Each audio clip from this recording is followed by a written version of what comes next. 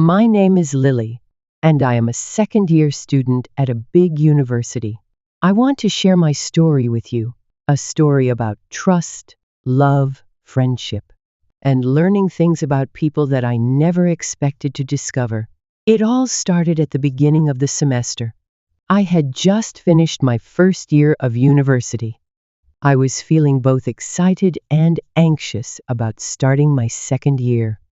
I had a lot of hopes and dreams for this year. I wanted to do better in my studies, make new friends, and maybe even find someone special to spend time with. One of the first days of the new semester, I was sitting in the library, trying to get some work done. I always found it easier to study in the quiet, calm atmosphere of the library. I was sitting at a table by the window, with my textbook spread out in front of me. I had my headphones in, but I wasn't really listening to music. I was just trying to focus. Then, I noticed him. He was sitting at a table across the room from me. He had dark, curly hair and a quiet, focused expression on his face. He looked like he was studying hard, but there was something about him that caught my attention. He seemed different from everyone else. Most of the students around me were either talking to friends or distracted by their phones, but this guy was completely absorbed in his work. At first, I didn't think much of it. I went back to my notes, trying to ignore the distractions around me, but after a while, I realized he was looking at me.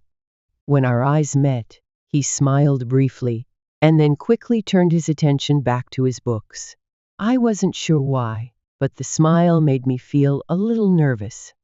It was strange, but also kind of nice. The next few days, I saw him again. He was always in the library, sitting at the same spot, working on his assignments. It became a kind of routine. I would go to the library in the afternoons, and he would be there, just doing his thing. Sometimes I would see him studying with friends, but more often, he was alone. One day, after several days of this strange routine, I finally decided to talk to him. I wasn't sure what came over me, but something told me that maybe I should at least introduce myself. So, I walked over to his table and said, "Hey, I've seen you here a lot lately. I'm Lily, a psychology student. What are you studying?" He looked up, clearly surprised, but then smiled warmly. "Hi Lily, I'm Max. I'm studying business management." We shook hands, and I sat down across from him. We began talking, and the conversation flowed easily. He told me about his major, his interest in business, and his life back home. I told him about my psychology classes, my love for reading, and how I was adjusting to university life. From that day on, we started talking more regularly. We would run into each other on campus and chat between classes. Max was different from anyone I had ever met. He was funny, kind, and intelligent, but there was something about him that seemed distant, like he was holding back. As the weeks went by, Max and I became friends. We started sitting together in the library, studying for our exams, and even having lunch together between classes. I started to enjoy his company more and more. He made me laugh, and we shared a lot of common interests. He was passionate about business, and I was passionate about psychology, but we found ways to talk about our subjects and interests. We even began to study together, helping each other with our assignments. Max was easy to talk to, and I found myself opening up to him in ways I hadn't with anyone before. I told him about my struggles with balancing school and life, about my fears of not being good enough, and about the pressure I often felt as a student. He listened to me patiently and never judged me. He was always encouraging, reminding me that everyone has their struggles and that I was doing my best. One evening, after a long study session at the library, Max invited me to grab coffee with him at a cafe on campus. I agreed, of course, because I loved the idea of spending more time with him. As we sat down with our cups of coffee, I noticed that he seemed a little nervous. He was fidgeting with his cup, not looking at me as much as usual. "Lily," he started, his voice a little quieter than usual. "There's something I need to tell you. I've been meaning to say this for a while, but I didn't know how." I felt a sense of curiosity and anxiety build up inside me. "What is it?" I asked, a little concerned. Max took a deep breath and looked me in the eyes. "I think I'm starting to like you. Like, more than just as a friend. I've enjoyed getting to know you, and I can't help but feel that there's something more here.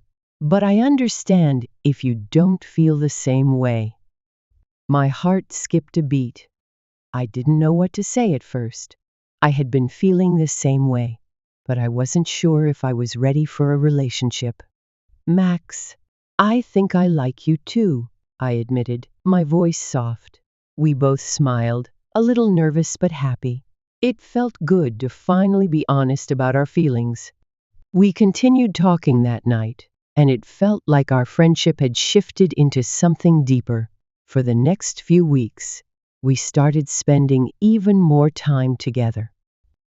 We went on dates, watched movies, and studied together, but there was always a sense of excitement and happiness in the air. I felt like I was walking on cloud nine. Everything felt so right, and for the first time in a while, I felt like I was exactly where I was supposed to be. But as time passed, I began to notice little things about Max that didn't quite add up. He would sometimes disappear for hours, not answering his phone or messages. He seemed distant when we were in group settings, and there were moments when I felt like I didn't really know him at all. One day, I decided to ask him about it. We were walking to class, and I said, "Max, I've noticed that you've been distant lately. Is something wrong? I don't want to pressure you, but I just want to make sure everything's okay." Max stopped walking for a moment, and I could see the worry in his eyes. "Lily, there's something I haven't told you, something I've been hiding for a long time," he said, his voice trembling. My heart raced, and I immediately felt a sense of dread. "What is it?" Max took a deep breath. "I'm not just a student here. I've been dealing with some personal issues that I've been running away from. I'm not just studying business management. I've been avoiding my responsibilities back home. There are things in my past that I haven't been honest about, and I was afraid to tell you because I didn't want you to see me differently." I was silent for a moment, trying to process what he was saying. "What do you mean, Max?" I asked, my voice soft.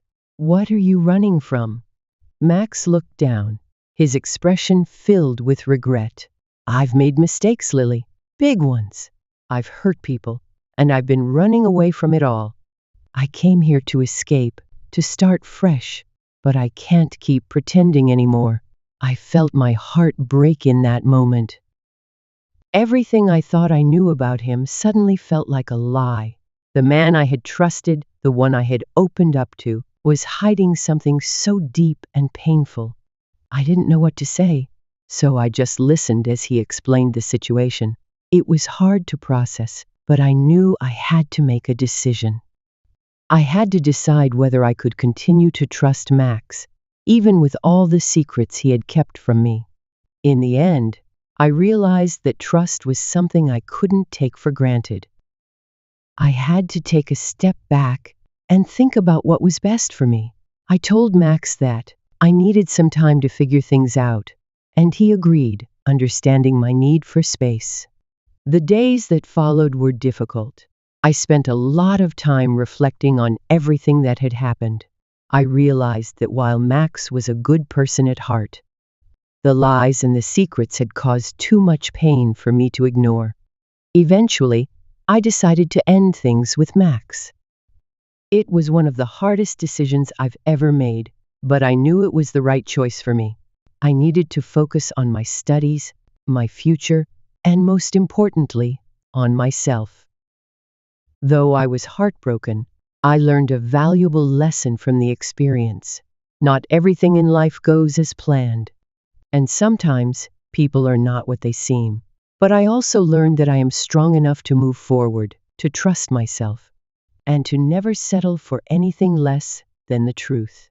I continued my studies, a little wiser and more cautious, but ready for whatever the future held. It wasn't easy, but I knew that sometimes the hardest lessons lead to the most important growth.